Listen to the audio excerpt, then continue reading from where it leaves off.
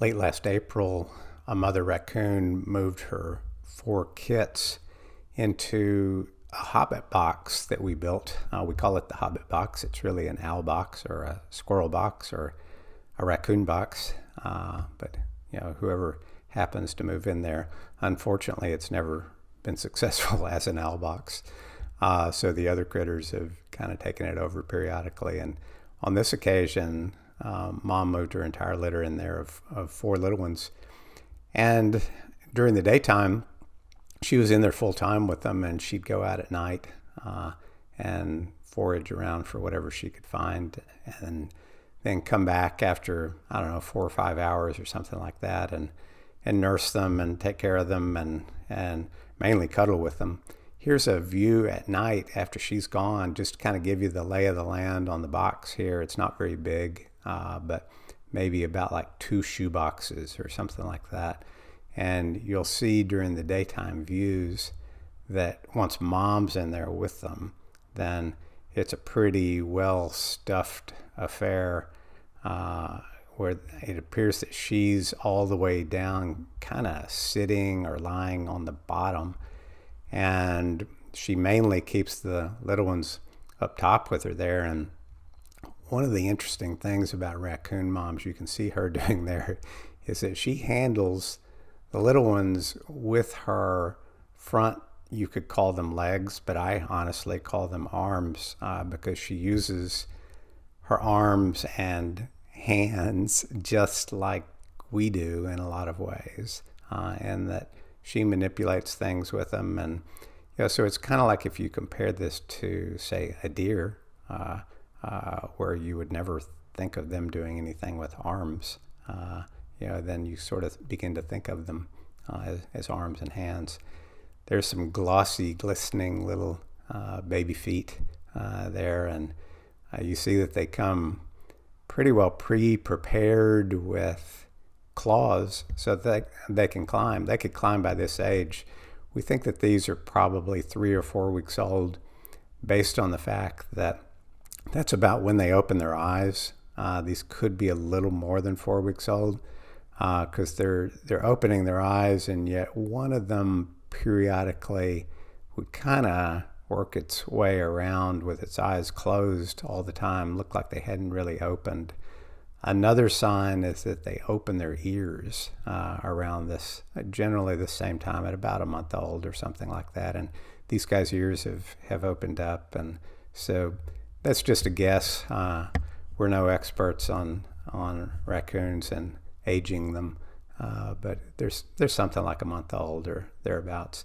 But they're clearly still nursing and hanging out and sleeping and yawning nonstop. This is a good study in whether it's true that yawning is contagious, both to the other little ones and to the viewer of the video.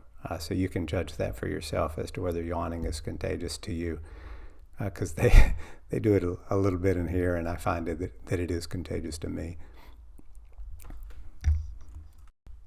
One other thing that's really interesting about raccoons is that they are extremely tactile little beings, and they use the pads on their, especially their front legs, arms, whatever we're going to call them here, and they're constantly feeling with them. Once you see adults, or once these guys were out actually roaming around in the environment, they're literally constantly feeling everything that they can touch. And even if their brain is focused on something else that's going on around them, they might see a possible threat, or they might see just something interesting, a bird comes into view or whatever, and they're focused on it. Well, they'll still be feeling around on the ground or on a log, if they're on a log, and they're just feeling around at it to see if they can find any food or anything interesting. And here this little one was there just feeling around at Mom's ear and kind of getting a good sniff.